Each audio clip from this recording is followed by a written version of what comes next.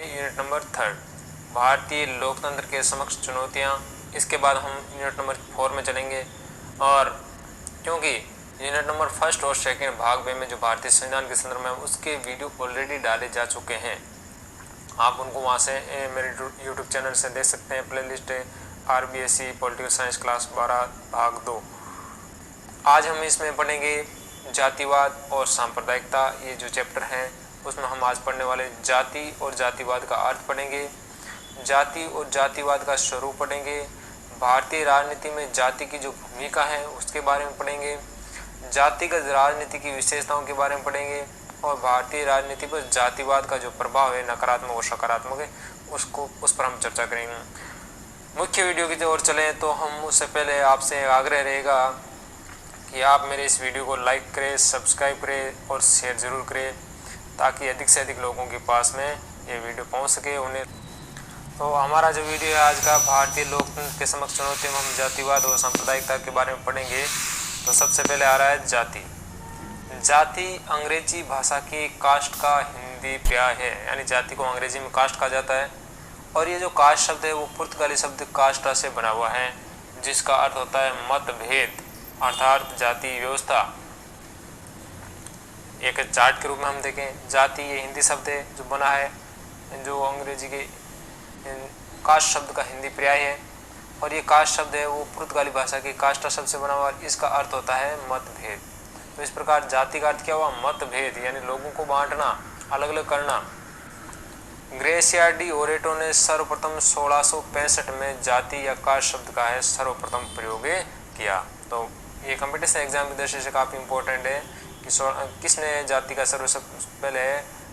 सर्वप्रथम प्रयोग किया। जाति शब्द का अर्थ है वो कोई व्यापक अर्थ नहीं ले रखा है, इसलिए हमें जाति की जो व्यापक परिभाषा है, व्यापक अर्थ है वो पढ़ना है।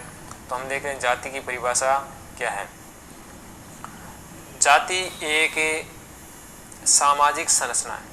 कैसी संरचना है? समाज में पाई जाती है, इसलिए एक सामाजिक संरचना है जो अति प्राचीन काल से ही भारत में प्रचलित है। तो प्राचीन काल से भारत में प्रचलित है। जाति एक ऐसा समूह होता है, जाति एक ऐसा समूह होता है जिसमें क्या क्या होते हैं वो बातें हमें यहाँ लिखनी है। और आप खुद अपने हिसाब से भी लिख सकते हैं, कोई गड़बड़ वाली बात नहीं होगी। कि जो दूसरों से अपने को अलग मानता है, यानी एक जाति के लोग हैं दूसरी जाति से अपने को अलग मानते हैं। जैसे ब्राह्मण है वो अपने आप को अन्य जातियों से अलग मानते हैं। क्षेत्रीय राजपूत है या जाट है या सुनार है या विष्णु है, मेघवाल है, जो भी जितने भी जातियाँ हैं वो एक दूसरे को अन्य जाति के लोगों से क्या मानते हैं? अलग मानते हैं। तो जाति एक ऐसा समूह है जो दूसरों को अपने से अलग मानता है, जिसकी अपनी अपनी विशेषताएं होती है, यानी उसके अपने अपने रीति रिवाज हैं, उसके अपने अपने कल्चर हैं या परंपराएं हैं, प्रथाएं हैं, ये उसकी अपनी विशेषताएं होती हैं और सब जातियों में अलग अलग होती हैं। जिसमें उसकी परिधि में ही वैवाहिक संबंध होते हैं। और भारत में सबसे बड़ी जाति की क्या विशेषता है कि वैवाहिक संबंध है वो जाति के जाति में होते हैं। एक जाति के दूसरी जाति में जो वैवाहिक संबंध होते हैं उसका कड़ा विरोध किया जाता है, आलोचना की जाती है। तो वैवाहिक संबंध है यानी शादी विवाह है वो जाति एक जाति के एक ही जाति में होते हैं, जिनका कोई अपना परंपरागत व्यवसाय होता है। और मुख्य रूप से ये देखा जाता है कि भारतीय जाति में एक परंपरागत व्यवसाय होता है। जैसे सुनार में सोने चांदी का काम कर रहे, ब्राह्मण में जो पाठ पूजा है या शादी विवाह है, ये सारे काम ब्राह्मण है अपने पारिवारिक रूप से वो काम करते रहते हैं, परंपरागत व्यवसाय है। जैसे किसान है, जाट है, खेती करते हैं। तो ये सब इनका एक परंपरागत व्यवसाय होता है। लुहा है, खाती है, इन सभी का क्या है? दर्जी है, सभी का अपना अपना परंपरागत व्यवसाय होता है। तो ये जाति की जो परिभाषा है, अगर आप यहाँ से एक एक बिंदु को लिखें तो जाति की परिभाषा बहुत अच्छी तरीके से बन सकती है। और ये सभी आप जानते हैं, इन सभी को आप जानते हैं। आप खुद अगर थोड़ा सा अपना दिमाग में आपने यहाँ से पढ़ लिया, अब आपने दिमाग में थोड़ा सा विचार लगाओगे कि जाति में क्या क्या होता है, तो आप बिल्कुल जो लिखोगे वो बिल्कुल परफेक्ट जाने वाला है। इसमें आपको घबराने वाली आवश्यकता नहीं है। अब हम देखते हैं जातिवाद क्या है।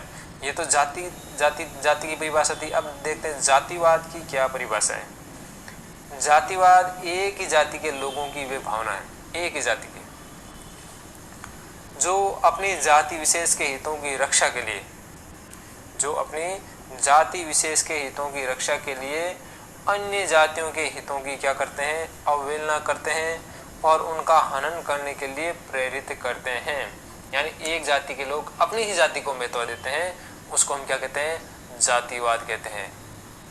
जैसे जाट लोग अगर अपनी जाति को प्रेफरेंस दे, अन्य जातियों के महत्व को नकार दे, या राजपूत लोग हैं अपनी जाति को प्रेफरेंस दे, अन्य जाति को लोग नकारे, या ब्राह्मण है अपनी जाति को प्रेफरेंस दे, अन्य लोगों को नकारे।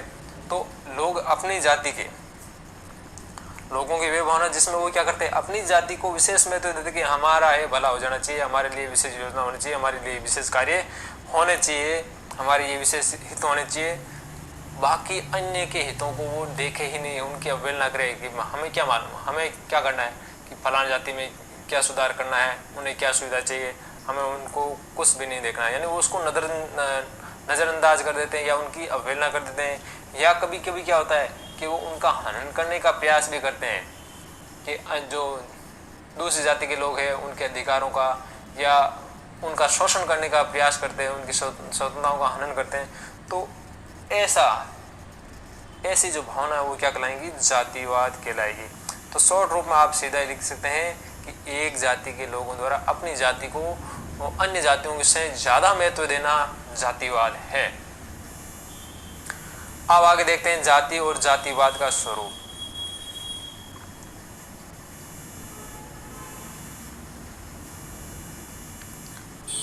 तो प्राचीन काल में हम देखें भारत में वर्ण व्यवस्था विद्यमान थी, जिसमें संपूर्ण समाज है वो 4 वर्णों में विभक्त था, ब्राह्मण, क्षत्रिय, वैश्य और शूद्र, ये 4 वर्ण थे। ये व्यवस्था है कर्म पर आधारित थी, कार्य पर आधारित थी। कालांतर में क्या हुआ, धीरे धीरे इस वर्ण व्यवस्था में विकृति आई और ये वर्ण व्यवस्था है वो कर्म की बजाय किस पर आधारित होगी, जन्म पर आधारित होगी, और जिसने आगे चलकर क्या धारण कर लिया, जाति का रूप धारण कर लिया।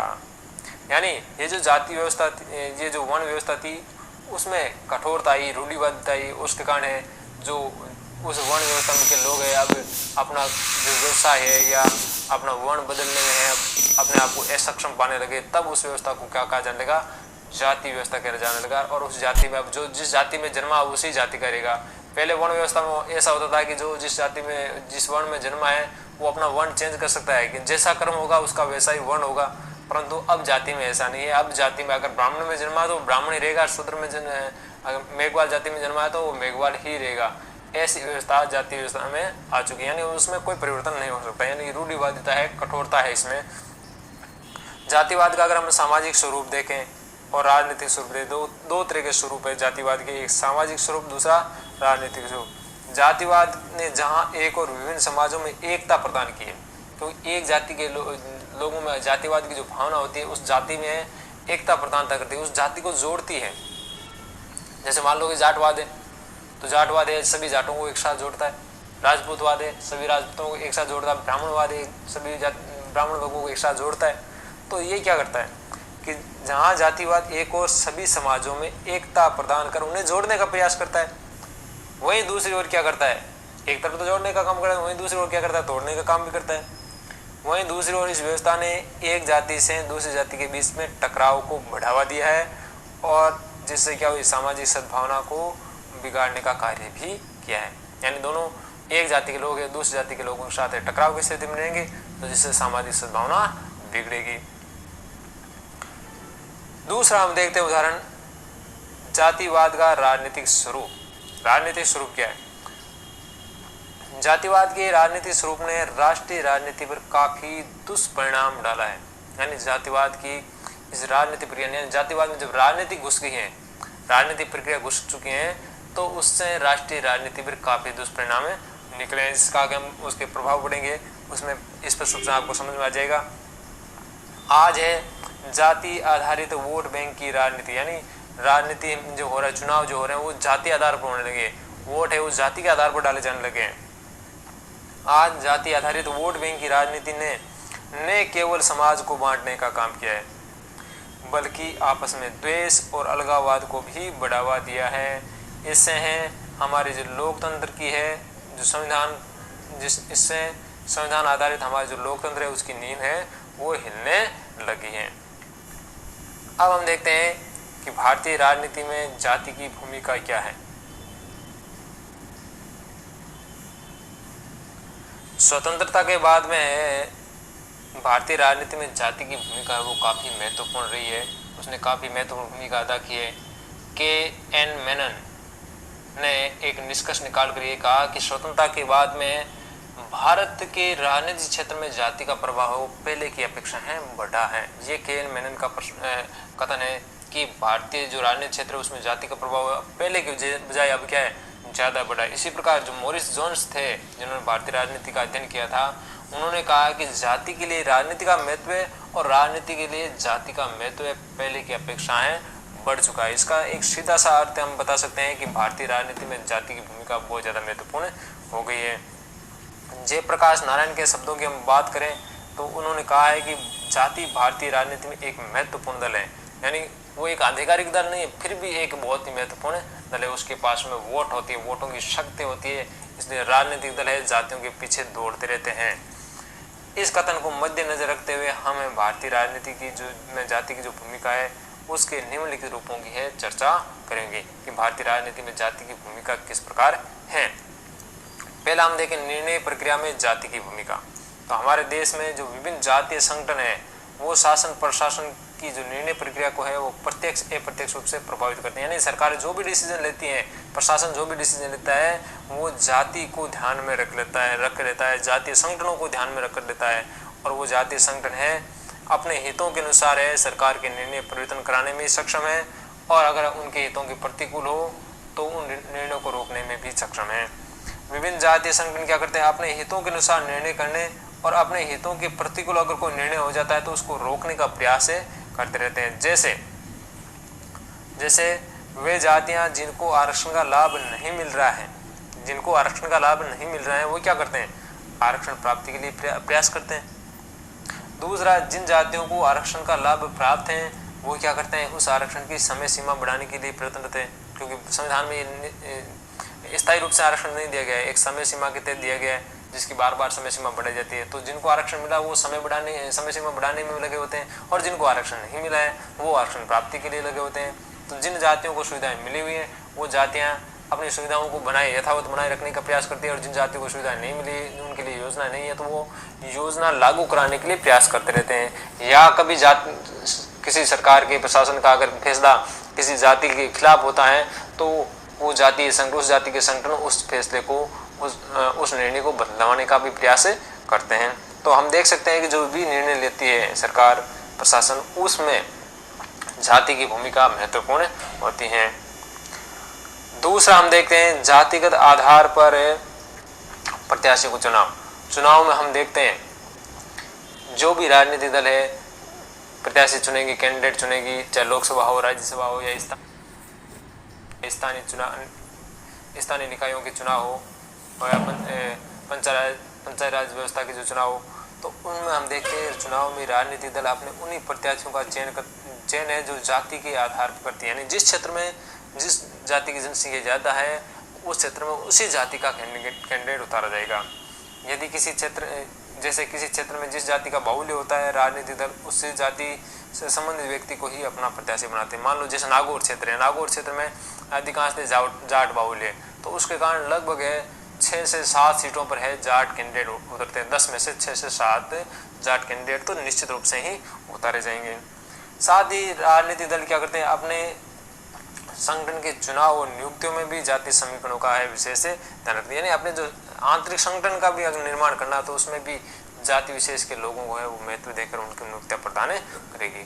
तो हम देख सकते हैं कि जाति के आधार पर है प्रत्याशियों का है चयन किया जाता है राजनीतिक दलों के द्वारा चुनावों में। तीसरा, जातिगत आधार पर मतदान व्यवहार, यानी मतदाताओं द्वारा जो वोटिंग होती है वो भी क्या होती है, जाति के आधार पर होती है। हमारे देश में जातिगत आधार पर मतदान व्यवहार की भावना अत्यंत पाई जाती है, बहुत ज़्यादा पाई जाती है।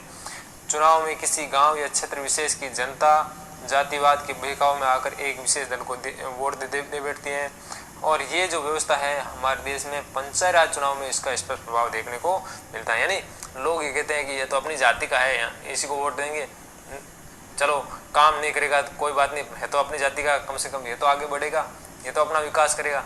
इस आधार पर है, जातिगत आधार पर मतदान व्यवहार होता है, यानी वोटिंग होती है।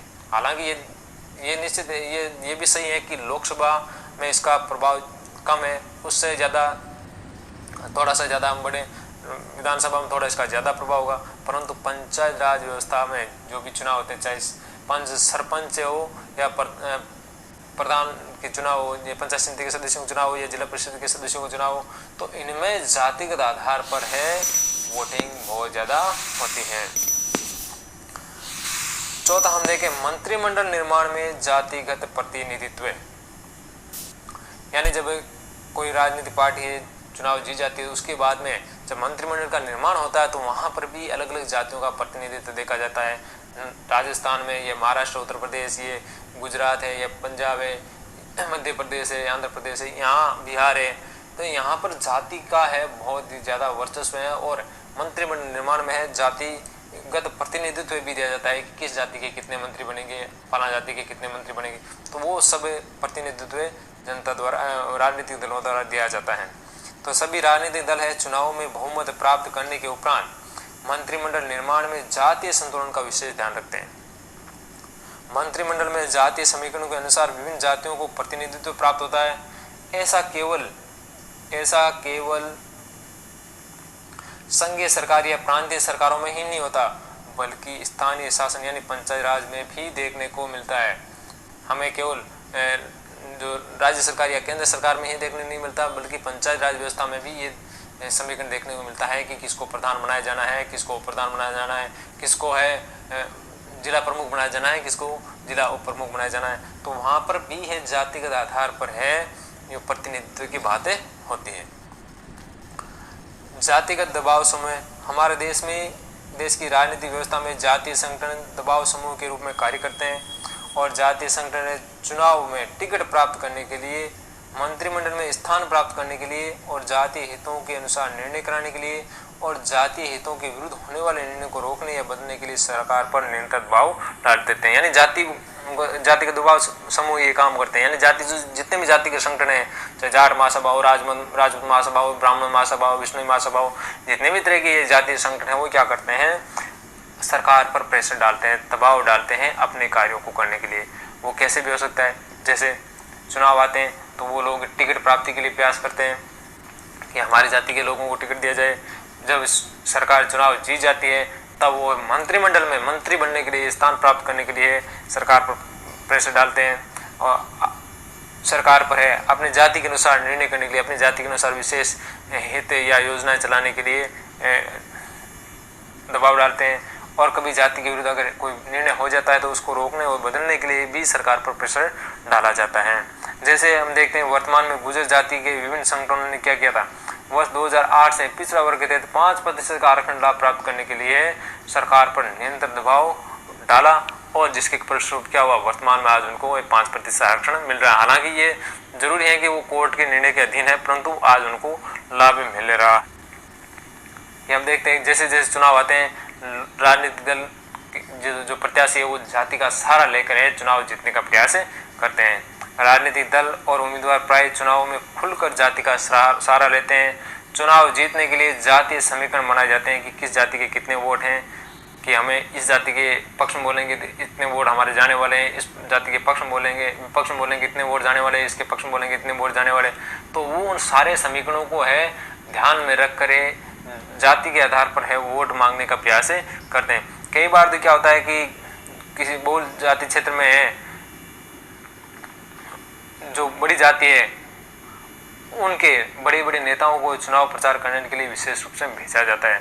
मान लो कि ये फलोदी बेल्ट है, फलोदी बेल्ट में ये वैष्णवी लोग ज़्यादा हैं, इनका बाहुल्य है, तो यहाँ पर अगर किसी उम्मीदवार को चुनाव जीतने के लिए वो क्या करेगा, उम्मीदवार विष्णोई समाज के जो बड़े बड़े नेता लोग हैं उनको यहाँ प्रचार प्रसार करने के लिए भेजेगा। या मान लो कि किसी अन्य फलोदी बेल्ट में अगर कोई गांव है जहाँ पर जाट जाति का प्रभुत्व है और कैंडिडेट विष्णु है, तो वो जाट जाति का वोट प्राप्त करने के लिए वो क्या करेगा, किसी बड़े जाट नेता को कोई बाहर से बुला कर लाएगा जिसका वर्चस्व होता है और उस गाँव में उसका प्रचार कराएगा अपने फेवर में। तो ऐसा किया जाता है। चुनाव प्रणाली में जाति का सहारा लेकर चुनाव प्राप्त करने का चुनाव जीतने का प्रयास किया जाता है। राज्य राजनीति में जाति अखिल भारतीय स्तर के बजाय राज्य स्तर पर है राजनीति की जो भूमिका वो ज़्यादा सक्रिय है।